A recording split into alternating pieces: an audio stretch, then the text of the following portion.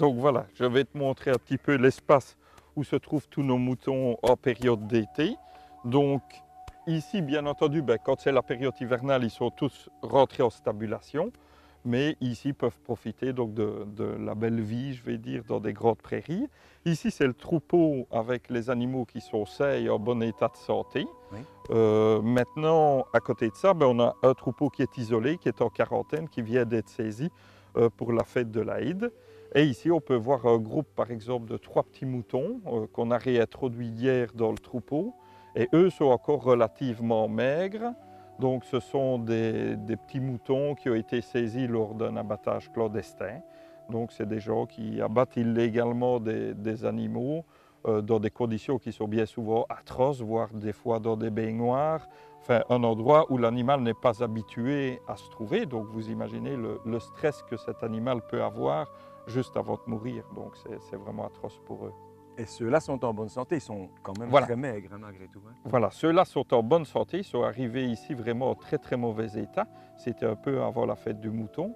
Maintenant, les derniers qui sont arrivés sont en état un peu plus potable, mais c'est les conditions d'abattage qui n'étaient pas correctes. À savoir que quand ils abattent aussi à domicile, ils ne respectent pas la législation, il n'y a pas d'étourdissement pour l'animal, donc l'animal a une souffrance qui est assez importante. Fabrice Renard, tu as 2 casquettes, celle d'inspecteur principal à la SRPA de Liège, Oui.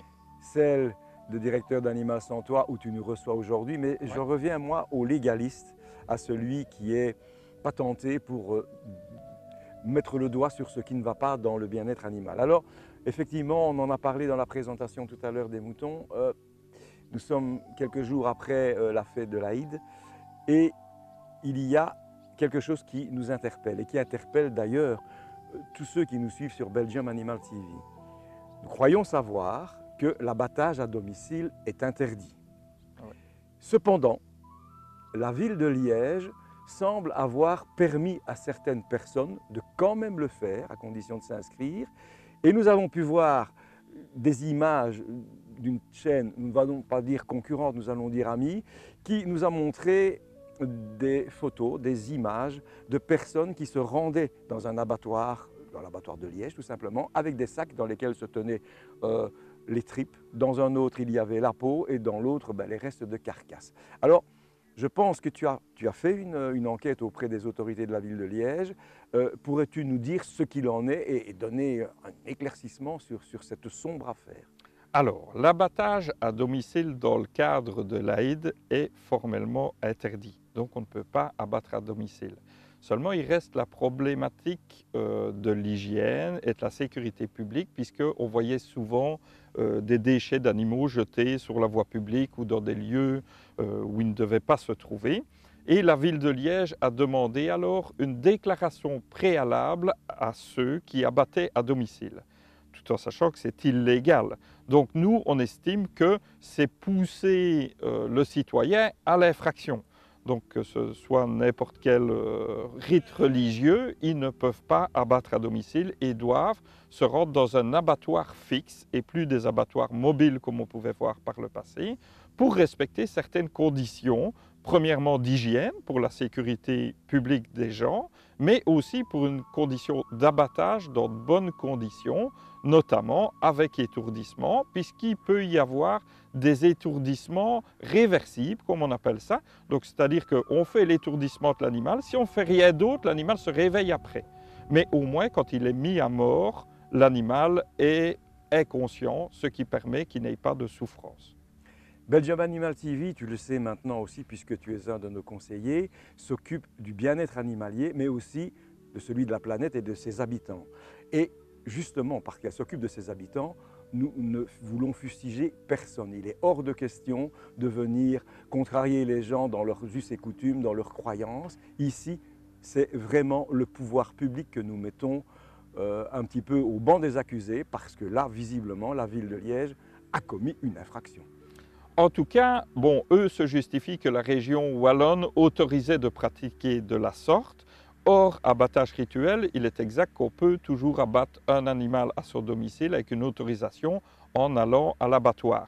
Mais pendant la fête de l'Aïd, c'est formellement interdit.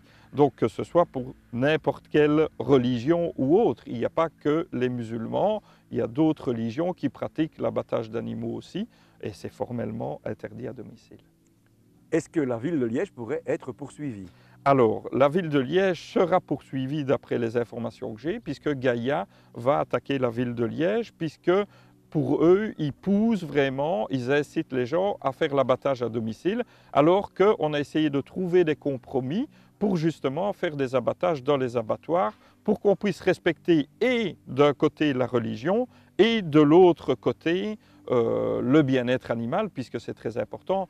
On sait fort bien que l'animal qui va être abattu dans un domicile d'un particulier ne sera pas du tout étourdi. Il se retrouve dans une situation qui n'est pas habituelle pour l'animal, dans une salle de bain, dans une baignoire ou dans un lieu qui n'est absolument pas approprié. Imaginez le stress que l'animal peut avoir avant de mourir, et ça, en tant que protection animale, on ne peut pas l'accepter. On en revient finalement à cette question, est-ce que c'est le tueur ou celui qui a armé la main du tueur qui est responsable? Et là, franchement, c'est le pouvoir public.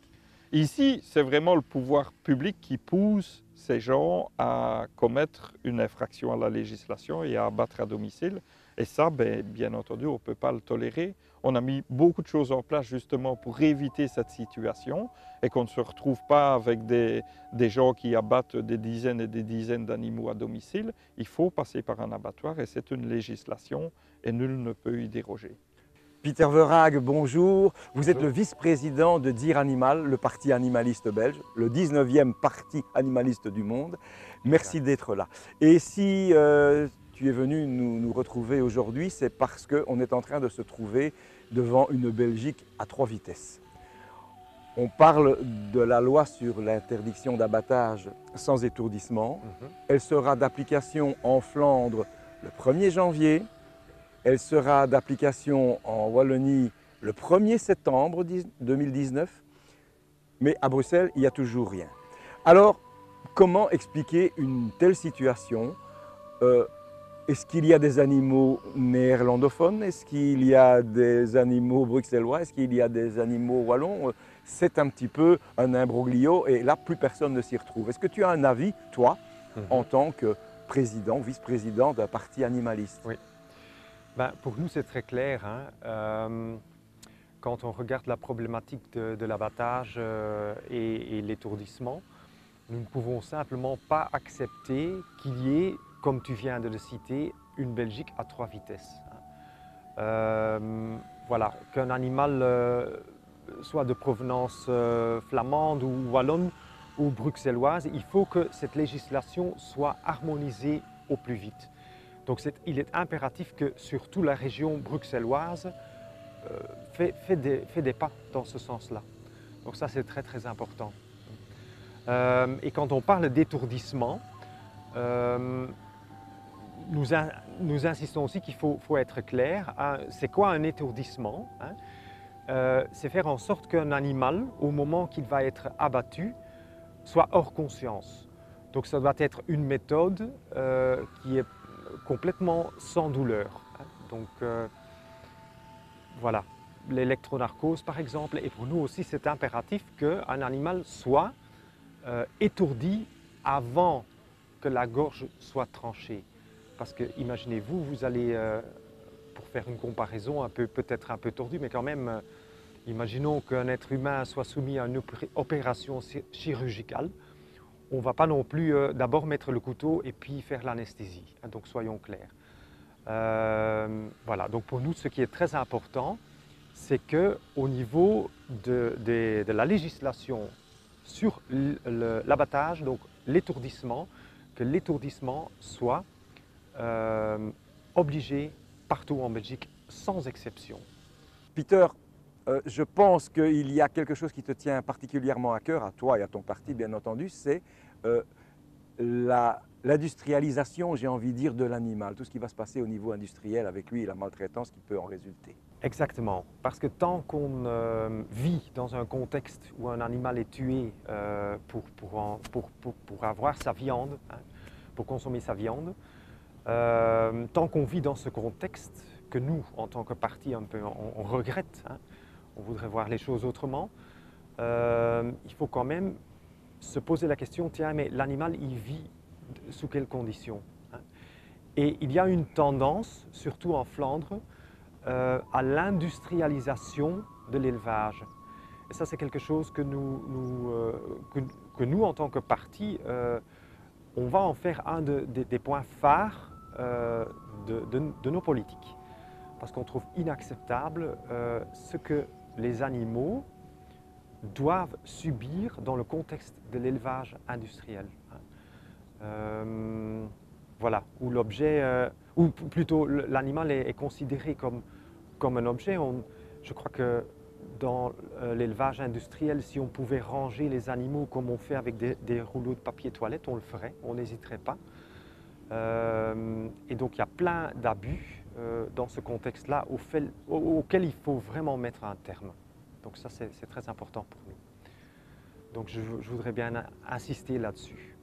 As-tu quelque chose à dire de particulier sur ce qui vient de se dire ou sur le bien-être animalier en général? Oui.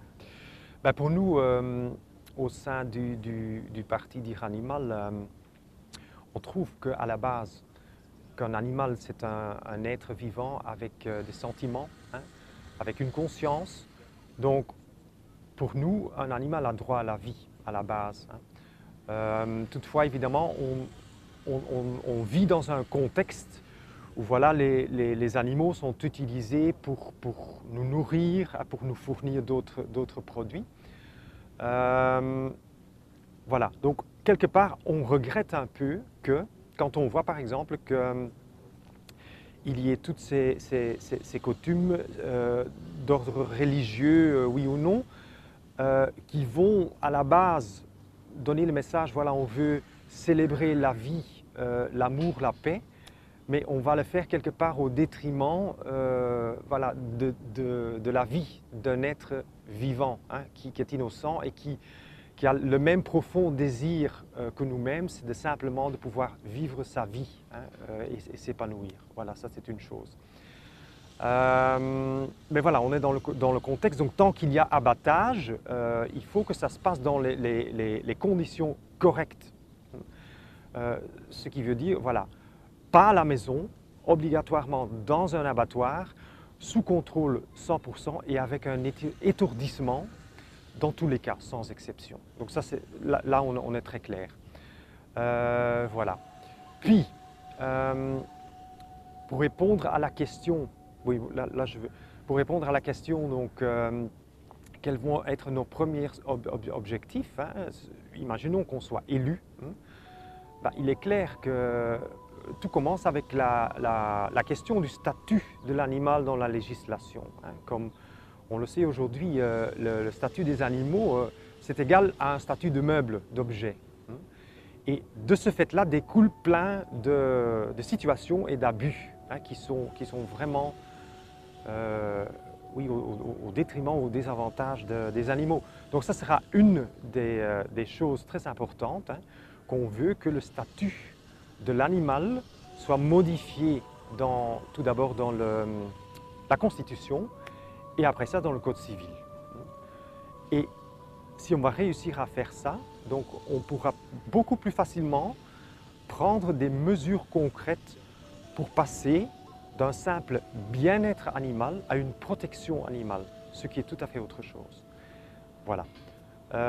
Et on trouve aussi très important que s'il y a un ministre, hein, qui s'appelle ministre du bien-être animal, que ce soit vraiment quelqu'un qui prend cette tâche comme une vraie responsabilité, hein, et pas comme, disons, un aspect qu'on peut, enfin, une espèce d'attrape-vote, hein, qu'on sort au moment des élections. Ça, c'est clair.